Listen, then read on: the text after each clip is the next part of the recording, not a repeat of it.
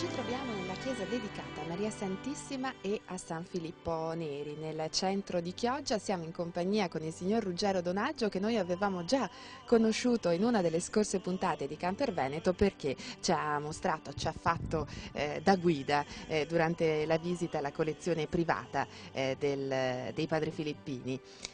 Allora adesso noi l'abbiamo scelta come guida per parlarci un po' di questa chiesa che è stata costruita nel Settecento? Dopo la metà del Settecento, dagli architetti Canera e Tancredi, su commissione appunto dei padri di San Filippo Neri, dell'oratorio di Chioggia, commissionata e finanziata dal papà dell'ultimo doge di Venezia, Lodovico Manin. La chiesa è in stile neoclassico, settecentesco, proprio che ha caratterizzato questo tipo di architettura tutta la seconda metà del Settecento in tutta Europa, ed è un bel esempio pulito proprio di questo tipo di architettura.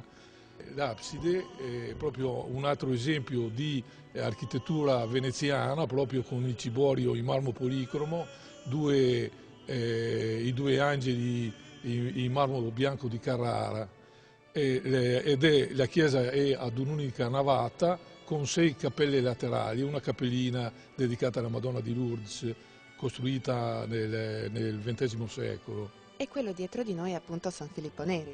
L'altare è appunto dedicato al santo fondatore dei Filippini, e la cappella coeva alla chiesa, e anche la pala d'altare del Bevilacqua è del 1764. Fatta da un pittore veneziano ancora ventenne. Ha fatto questa pala d'altare dedicata a San Filippo Neri con il San Francesco di Sales, che è un filippino, vescovo piemontese, filippino anche lui, fondatore appunto delle visitandine, un ordine di suore al quale poi vedremo è stato dedicato un altro altare ad una loro santa. Tra l'altro patrono dell'Ordine dei Giornalisti. È patrono dell'Ordine dei Giornalisti, non solo, ma è stato studente dell'Università di Padova. Addirittura nei suoi diari scrive di essere venuto un giorno verso Carnevale a Chioggia proprio per mangiare il famoso pesce arrostito. Quindi ancora nel 600 Chioggia era famosa nei dintorni per il buon pesce, insomma.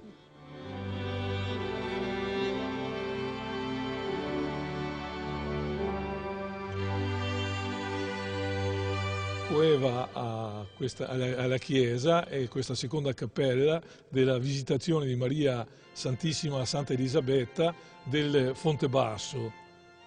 Interessanti sono gli affreschi laterali e del soffitto di Luigi Cherubini in perfetto stile Liberty dell'inizio del XX secolo, segno proprio dell'attenzione che i padri filippini hanno sempre avuto verso le varie forme artistiche nei secoli.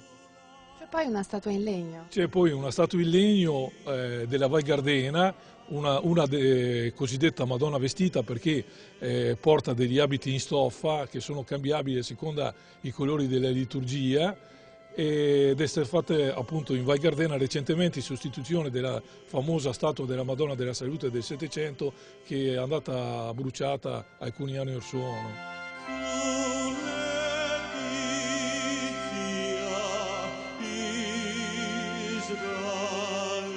Questa pala d'altare è del padre Filippino Vianelli, un padre dell'Ottocento, un artista che abbiamo visto anche l'altra volta alcune opere sue nella collezione privata, ed è autore anche di questi altorilievi attorno alla chiesa che raccontano la storia e i miracoli di San Filippo Neri. La pala d'altare rappresenta Santa Maria la Coque, una santa francese visitandina dell'ordine fondato appunto da San Francesco di Sales, alla quale sarebbe apparso il cuore di Gesù, che ha promesso ai devoti del cuore di Gesù che fanno la prima comunione ogni primo del mese, ogni venerdì del mese, per 9 mesi consecutivi, la salvezza eterna. A questo fatto miracoloso e a Santa Maria alla Coque è stata dedicata alla chiesa del Sacro Cuore di Parigi, che sovrasta a Montmartre.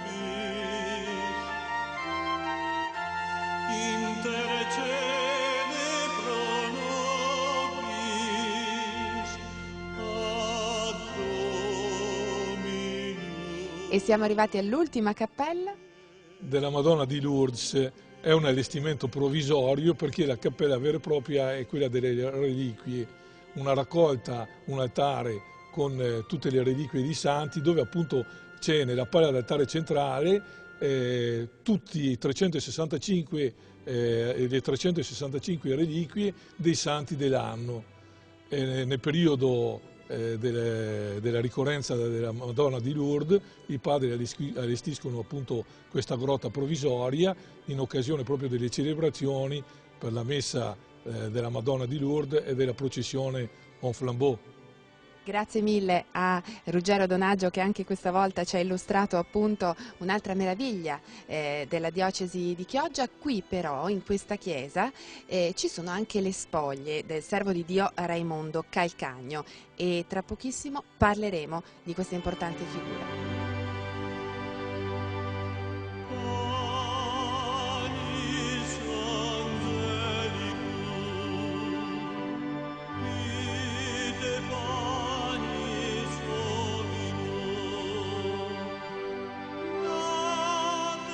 Per parlare appunto del servo di Dio Raimondo Calcagno siamo insieme a due dei vicepostulatori che hanno seguito la causa appunto perché venga riconosciuta in qualche modo l'importanza, il miracolo di padre Raimondo Calcagno. In realtà il processo è iniziato a Chioggia nel 91 e si è anche concluso nell'ambito diocesano nel 94. Adesso i documenti sono a Roma e spetta a Roma decidere.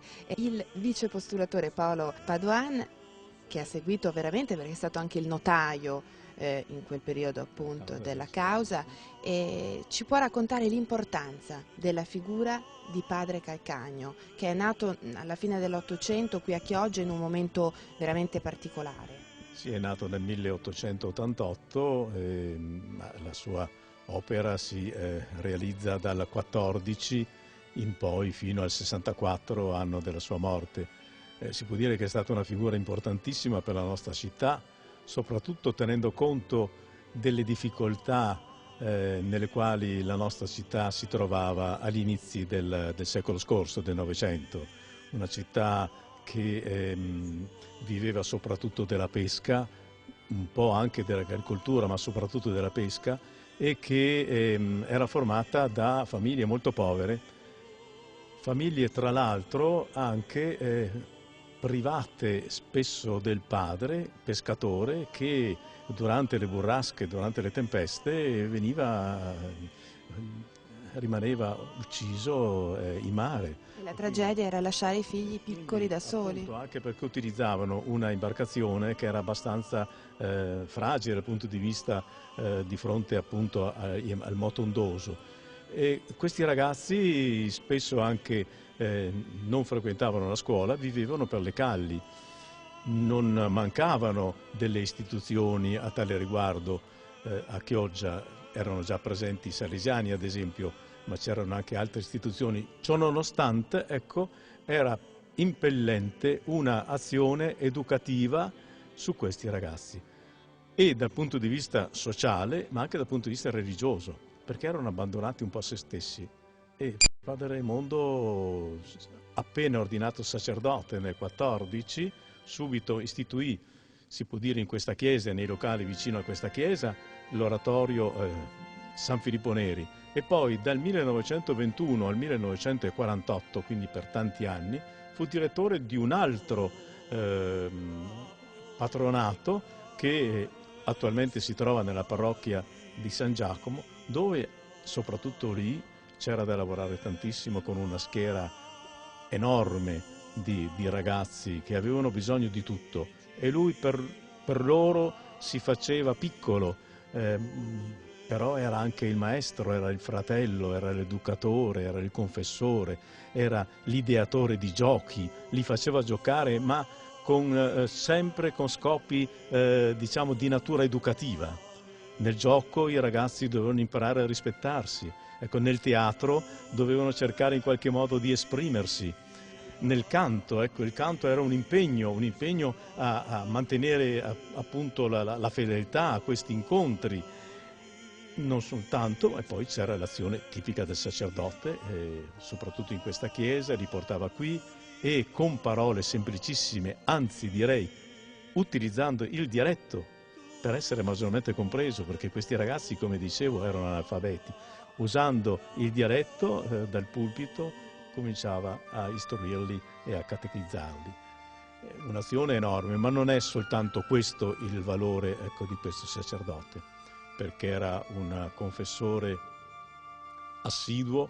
Pensate che persino i vescovi venivano a confessarsi da lui. Poi il vescovo stesso di allora, Monsignor Mezzadri, una figura mai dimenticata a Chioggia, lo veniva a chiamare quando si trattava appunto di dire una parola buona a una vedova, a una famiglia dove appunto c'era un lutto, ed era lui il primo consolatore.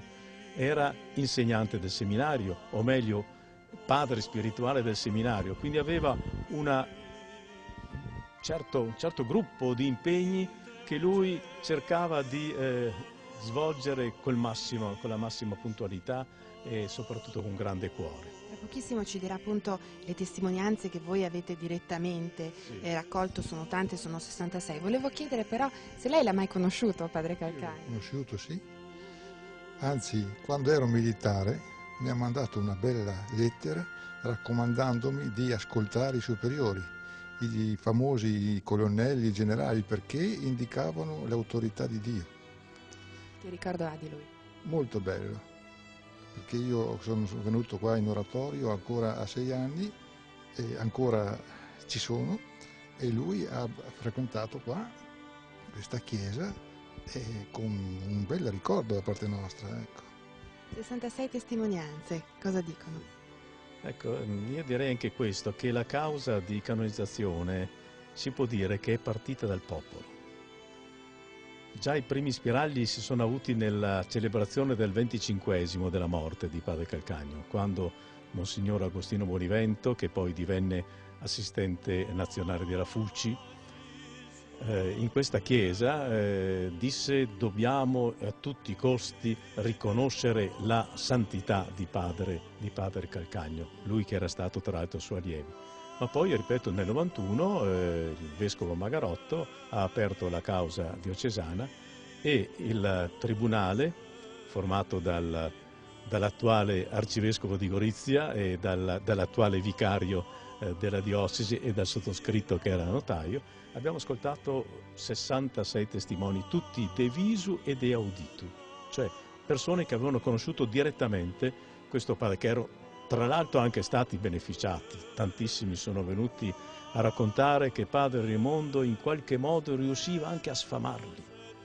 Erano dei ragazzini poveri e magari trovavano quel giorno, che so, un cappuccino in quel determinato bar dove padre Raimondo si era impegnato, oppure bambini che non avevano neanche il vestito per la prima comunione e lui in qualche modo, facendo sacrifici enormi, riusciva a trovare questo vestito e le scarpe.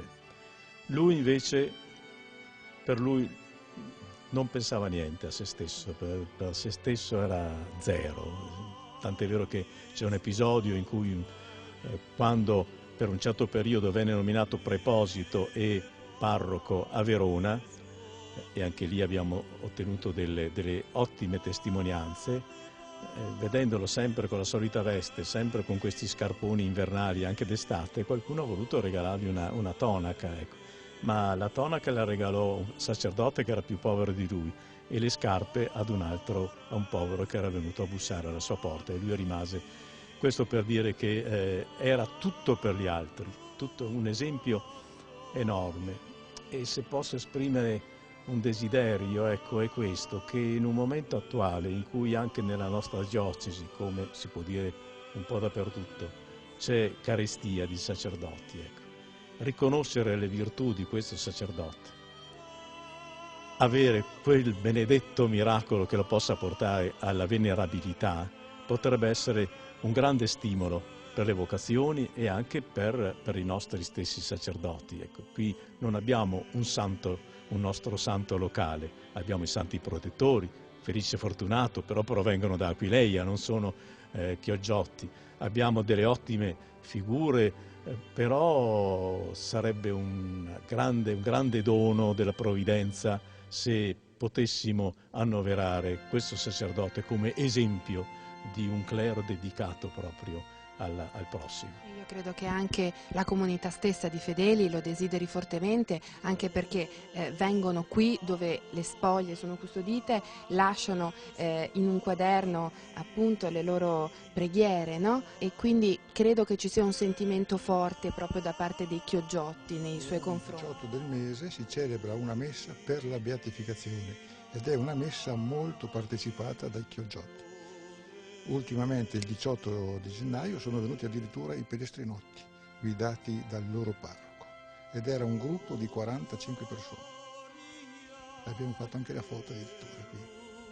Io ringrazio i nostri ospiti che sono stati con noi oggi, che ci hanno dato un'idea di quello che è stato e di quello che potrà essere forse un giorno la figura di padre Raimondo Calcagno. Io mi fermo qui, ringrazio tutti voi naturalmente per averci seguito e vi do appuntamento fra 7 giorni.